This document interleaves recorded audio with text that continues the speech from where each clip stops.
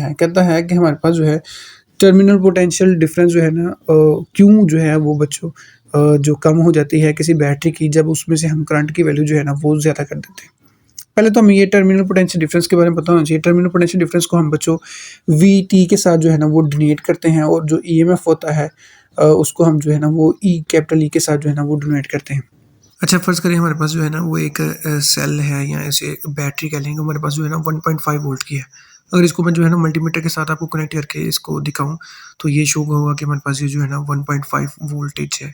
तो ये जो 1.5 वोल्टेज है ना, ये हमारे पास ईएमएफ है, जिसको हम कहते हैं कि ये कितना जो है ना वो वोल्टेज ट्रांसफ़र कर सकता है, ठीक हो गया? ये ईएमएफ है। अच्छा, अगर इसी को जो है ना बैटरी को मैं एक किसी सर्किट के साथ कनेक्ट करूँ, जैसे कि फ़र्ज़ करो मैं एक डीसी मोटर लेता हूँ, उसके साथ कनेक्ट करता हूँ, कनेक्ट करके चला के दिखाऊँ आपको, तो ये डीसी मोटर चलेगी। अच्छा, ये इसी सर्किट को दोबारा फिर से अगर मैं इस सर्किट के जो है ना पैरेलल उसी मल्टीमीटर के जो है ना वो टर्मिनल्स को अगर मैं अटैच कर दूँ, तो मेरे पास देखिएगा क्या शो होगा कि तब इसका जो वोल्टेज जो है ना मुझे शो होगा, वो जो कि टर्मिनल जिसे हम वोल्टेज कहते हैं वीटी, वो 1.4 है। मतलब देखिए वो जो ईएमएफ था वो हमारे पास 1.5 वोल्ट था, लेकिन जो उसका टर्मिनल पोटेंशियल डिफरेंस था वो हमारे पास 1.4 है। ठीक, मतलब वो कम हो गया, ठीक है। अब फार्मूला हमारे पास ये होता है कि ईएमएफ बराबर होता है हमारे पास V T plus I R. I R का मतलब ये होता है कि वो जो कितना जो है ना वो पोटेंशियल ड्रॉप हो गया पॉजिटिव टर्मिनल से नेगेटिव टर्मिनल पर जाने के लिए इलेक्ट्रॉन्स को, मतलब सर्किट में फ्लो करने के लिए जो है ना जो ड्रॉप हुआ वो हमारे पास आई आर के साथ उसे रिप्रेजेंट करते हैं, ठीक है।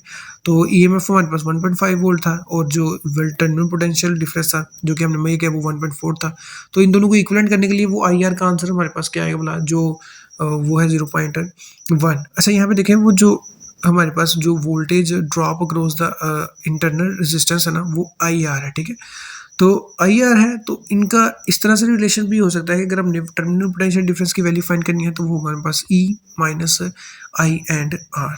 अच्छा, यहाँ पे सिंपल सा ये फॉर्मेट है कि वो टर्मिनल पोटेंशियल डिफरेंस ड्रॉप क्यों होता है, बेसिकली सिर्फ और सिर्फ जो है ना वो इस वोल्टेज ड्रॉप अक्रॉस जो इंटरनल रेजिस्टेंस होता है, इसको हमने जो है ना बच्चों प्रैक्टिकली करके भी जो है ना वो देख लिया कि ये क्यों जो है ना आखिर ड्रॉप